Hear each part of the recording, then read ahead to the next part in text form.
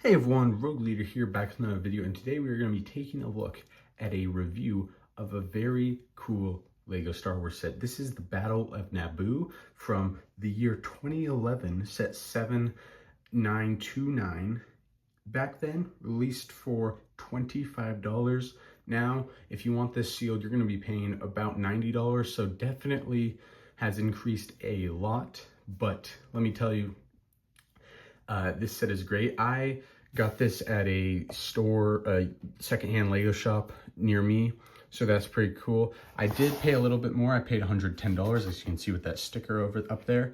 And yeah, but this set is very cool, and because it's so old and I got it sealed, I figured I'd do something I don't usually do with my sets, and I'd open it just to see what is inside, because obviously this set is very cool. 2011 is one of the best years of LEGO Star Wars. Absolutely love the box art. I love the sets being like, hey, look at all these other sets from this year you can get. So yeah, I'm gonna open it for you guys so you can see, you know, what the bag situation or whatever looks like back in 2011, because this is like one of the oldest sets I've ever reviewed. And then I'll build it up and we'll take a closer look at it. So yeah, let's open it up for you guys. All right, so let's go ahead and open this set up. Back in the day, there were no thumb tabs. You just had to cut it open. And, all right. So, first, I'll zoom down a little, but first immediate thing I notice, no numbered bags. Everything is just here. You can see there's no numbered bags, but that is okay. And you have that classic instruction booklet with that classic winlegosurvey.com stuff. And yeah, that is, takes me back to when I was a kid. I miss being 10 years old, I really do. But yeah, so yeah, that's what's inside. Nothing crazy, but in case you were curious, no numbered bags in 2011. All right, let me build this and we'll take a look. And here's the carrier and the minifigures all built up. Pretty cool, pretty simple build. Again, this was just $25 back in the day, so it's nothing crazy or big, but yeah. One thing I will say is that 2011 brown pieces were very brittle. Every single piece I attached, I heard a slight little crack or a little kirk or something. Just that, like, it was definitely damaging the integrity of the brown. And these two pieces right here, their front snapped off. And they did it on both of them, if you can see that. So that's kind of unfortunate, but oh well. So yeah, let's go look at these minifigures. First minifigure is Jar Jar Binks, who, looking at the front of the box, it does say it's a new minifigure, so this was the first time this Jar Jar came in the set. I believe he's been in many, many sets, but yeah. So anyways, he's very cool. I love the headpiece that they used for all the Gungans. But yeah, very nice. And then he's got a little bit of back printing to match his like kind of vest, I guess he wears. And then of course he's got his blue like charges thing, electro charges things. I don't know what they're called, that he throws at the battle droids. All in all, great minifigure and pretty cool. Here's the other Gungan, just a standard Gungan warrior. I think it looks amazing. I love the printing. I love the little like brown like thing on his head. I don't even know what that is, but yeah, the shield is beautiful. I love the piece, and the printing is great, and the gold is really cool. Plus you got like this light purple like accents right here and right there, so that's pretty cool. And then he's got like an electro stick thing, and then his uniform is much more of like a battle, rather like a soldier's uniform than like just a standard like vest, I guess. So yeah, pretty cool. Here is, oh, it's not focusing. There we go. Here's the battle droid pilot. We get two of them in the set, and it is, again, pretty good minifigure, all things considered. It's pretty basic. Came in a bunch of sets, I believe. I think it came in the 2014 MTT, and then also the 2015 version of the set. So yeah, but still a good minifigure.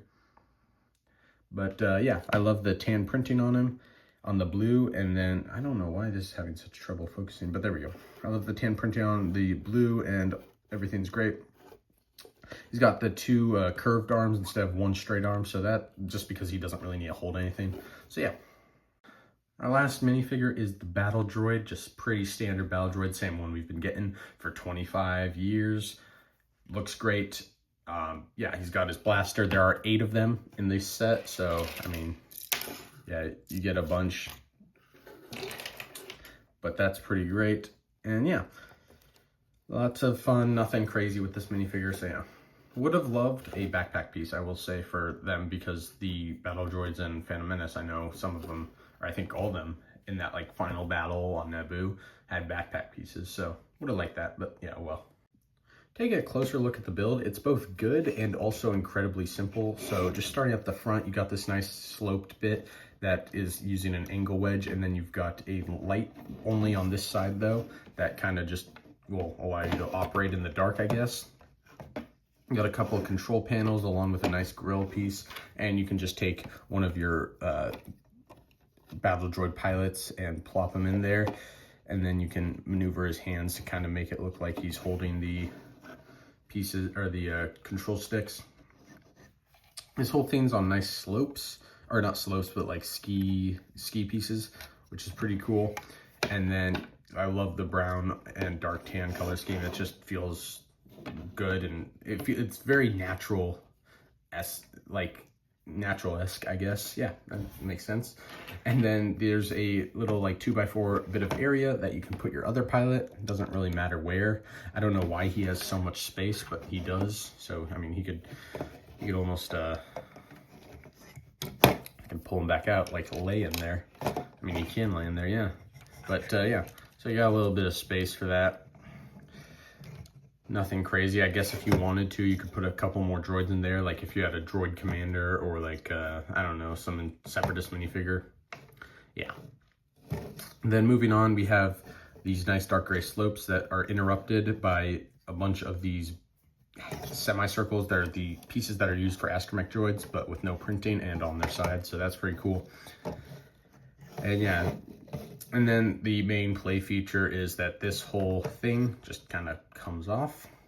And then you can see that there's just some tiles right there that this just kind of slides onto. There's no like, none of those like rail guide pieces or anything. You literally just slide it on, and I can lift it up. There's no like pieces that you use to guide like they would nowadays have. So interesting, but cool. And when you pull this off, you can actually take it a step forward and pull these pieces off. And this is actually where you're going to go ahead and put your battle droids. So what you do is you take your blaster off and you put it in the middle of these light gray jumper plates. And then you just bend the head down and the body forward. And then place it at the back like that. And you can do that to all your droids, just like so.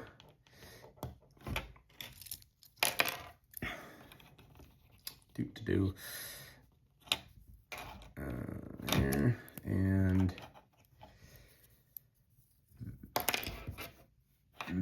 there. Unfortunately, there's no like deploying feature, so if you want the battle droids, you just pick them up and you have to open it and then grab the blaster. So yeah, nothing crazy, but again, $25 back in 2011. And then you just take these pieces and just clip it, or not clip it, but just literal put it right there, and there you go.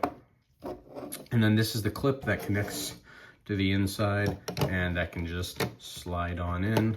And then of course you do have 4 more battle droids, 1, 2, 3, and 4, that you could go ahead and put up here if you want to. I'm not going to because it just takes so long. But yeah, all in all, it's a pretty good build. It's very simple. The 2015 one was much better, I think, because it had like, I want to say like 12 or 14 droids or something like that. But this is still an excellent model. Definitely meets 2011 standards. One thing I will say is that like 2011 to 2012, there was a lot of flick fire missiles in sets. Surprisingly, this set has none. And this is definitely a set where I could see a flick fire missile being like right here or something. But no flick fire missiles. So that's pretty interesting. But anyways, what do you think of this set? And honestly, should they remake it? Because I think maybe not this specific set, but they really got to start doing more Separatist sets. The MTT just came out. I would love a new droid gunship or a Corporate Alliance tank droid. But yeah. Anyways, let me know what you guys think of this. Like, subscribe, all that crap. And I'll see you guys in the next one. Bye.